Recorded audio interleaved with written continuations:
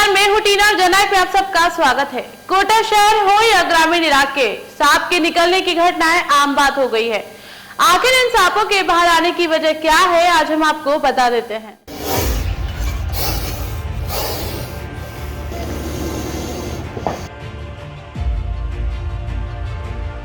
शहर में निकल रहे सांपों को लेकर आज हमने स्नेक गोविंद शर्मा से बात की, तो उन्होंने बताया कि सांपों के निकलने की मुख्य वजह है कि कोटा एग्रीकल्चर क्षेत्र है। जहां देखो वहां खेत और हरियाली रहती है। कई कई क्षेत्र तो ऐसे हैं जहां पर घरों के पास ही खेत बने हुए हैं। खेतों में केमिकल दवाएं छिड़की जाती है, वहां खेतों में पानी भी भरा जाता है, जिसकी वजह से सांप बचने के लिए घरों का रुख करते हैं। वही खेतों में आग भी लगाई जाती है, जिनसे भी उनको खतरा होता है। कीटनाशक दवाओं की स्मेल से सांपों की मौत भी हो जाती है। हाल ही में कोटा में कई इलाकों में कोबरा व अन्य प्रजातियों के सांप पकड़े गए हैं। खेतों में पानी भरना, कीटनाशक दवाई डालना और खेतों में आग लगाना, बिलों का भर जाना, बिलों के अंदर गर्मी जाना, हीटिंग की वजह से बाहर आना, बिलों में पानी भरना, उनका भी दम घुटता है तो बाहर आएंगी। जहाँ चूहे रहेंगे वहाँ सांप रहेंगे।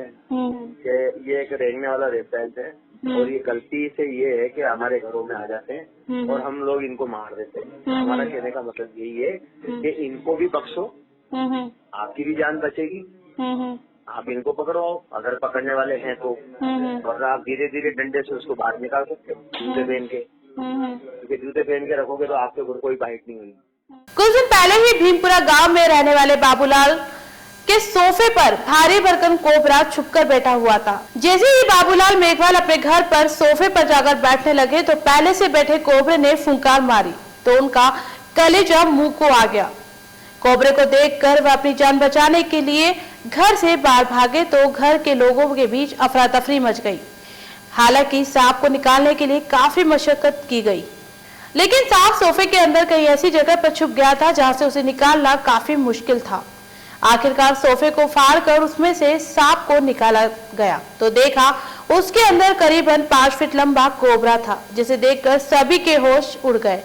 वहीं चंद्रसेल रोड पर स्थित एक मकान में 6 फीट का लंबा कोबरा घर के दरवाजे पर बैठा नजर आया। घर में 5 लोगों का परिवार रहता है।